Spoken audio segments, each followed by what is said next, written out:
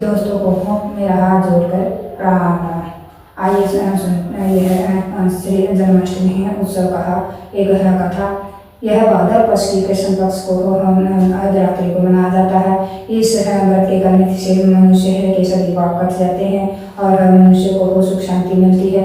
यह व्रत आधी रात को मनाया जाता है। इस व्रत को फल हार और धनिया की पंजीरी और चार व्रत लिया जाता है। आइए सुनते हैं इसी के पक्ष में है ये कथा। द्वापर युग में है पृथ्वी पर बहुत ही पाप बढ़ रहे थे और उसके पाप और अत्याचार से पृथ्वी बहुत ही तप रही थी। यह देखकर पृथ्वी ने अपने गाय का रूप बनाकर ब्रह्मा जी के पास गई और वहाँ सभी देवताओं और ब्रह्मा जी ने गाय की बातें सुनी। गाय बोली है प्रभु मेरे ऊपर बहुत ही अत्याचार और पाप बढ़ रहे हैं, मेरे दुखों का निवारण कीजिए। देवता गण बोले यह तो हम बहुत ही चिंता की विषय है, इसका निवारण करना चाहिए। सभी देवताओं ने परामर्श करके विष्णु जी के पास जाने का निश्चय किया कि इसके समाधान के लिए विष्णु जी के पास चलते हैं और उन्हीं से परामर्श करते हैं। सभी देवतागण और ब्रह्मा जी पृथ्वी को लेकर विष्णु भगवान के पास शेष सागर चले गए। वहाँ विष्णु भगवान शेष सैया पर सोए हुए थे। सभी देवतागणों की आराधना से विष्णु जी की निद्रा टूट गई और उन्हें उनसे आने का प्रयोजन पूछा। बोले कि आप कहा कि आप किस लिए आए हो। फिर पृथ्वी बोली कि प्रभु मेरे ऊपर बहुत ही पाप और अत्याचार बढ़ रहे हैं, मेरे दुखों का निवारण कीजिए। फिर विष्णु जी बोले हे पृथ्वी मैं ब्रजभूमि में देवकी से गर्भ से जन्म लूँगा और तुम सभी देवताओं ब्रजभूमि में जाकर वहाँ मनुष्य का रूप धारण करना। यह सुनकर विष्णु भगवान अंतर्ध्यान हो गए। सभी देवतागण ब्रजभूमि में जाकर यशोदा और नंद बाबा के गोपियों के रूप में जन्म लिया। कुछ समय बाद कंस अपनी बहन देवकी और नंद को लेकर अपने जीजा जी को लेकर जा रहे थे। तो रास्ते में एक आकाशवाणी हुई और उस आकाशवाणी से बोला है कि हे देव कंस जिसे तुम अपनी बहन समझकर अपने साथ लेकर जा रहा है उसके घर है तुम्हारा मारने वाला पैदा होगा। यह भविष्यवाणी सुनकर कंस को बहुत गुस्सा आया और देवकी को मारने के लिए उसने तलवार को निकाल लिया।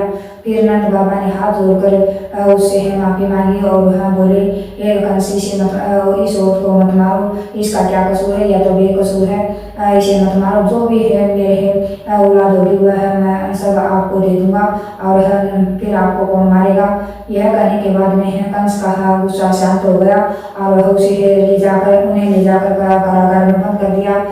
वचनों के अनुसार जो भी है उसकी औलाद होती है सब कंस को दे देता और कंस निर्दयी है उसे पत्थर पर मारकर सभी उसके 7 पुत्र मार दिए। 8वें के पुत्र उसको पता चला कि भी 8वां जन्म लेगा। अब ये देवकी के गर्भ से है तो उसने पैरा और भी तेज कर दिया, पैरे को बढ़ा दिया।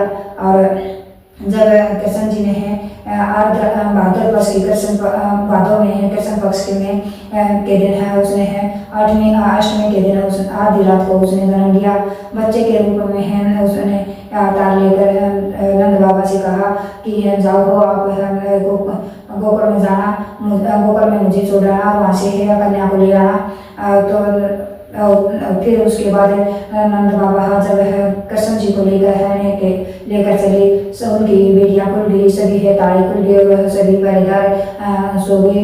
नंद बाबा कृष्ण जी को टोकरी में बैठाकर गोकुल ले गया और वहाँ यशोदा मैया सो रही थी तो उसके पास लड़के को सुला दिया और कन्या सोई हुई कन्या को आपने टोकरी में उठाकर जेल में ले आए, कारागार में ले आए। तो वहाँ आने के बाद में उनका खुद हथकड़ियाँ लगी और सभी गेट बंद हो गए और सब पहरेदार जग गए। फिर उनके बाद में जब उस कन्या ने रोने की आवाज़ आई तो पहरेदारों ने कंस को जाकर सूचना दी। कंस ने उस लड़की को मारने के लिए जैसे भी पत्थर पर मारने के लिए उठाया तो वह कन्या हाथ से छूटकर आकाश में उड़ गई और बोली साक्षात है माता का रूप धारण कर लिया। और वह कन्या बोली कि हे पापी कंस, तू मुझे क्या मारेगा? तुम्हारे मारने वाला तो गोकुल में है, पैदा हो चुका है। फिर उसके बाद में है कंस ने है गोकुल में है उस कृष्ण जी को मारने के लिए राक्षस भेजे, पुतनाहा राक्षसनी को भेजा और उन सबको कृष्ण जी ने है मार डाला।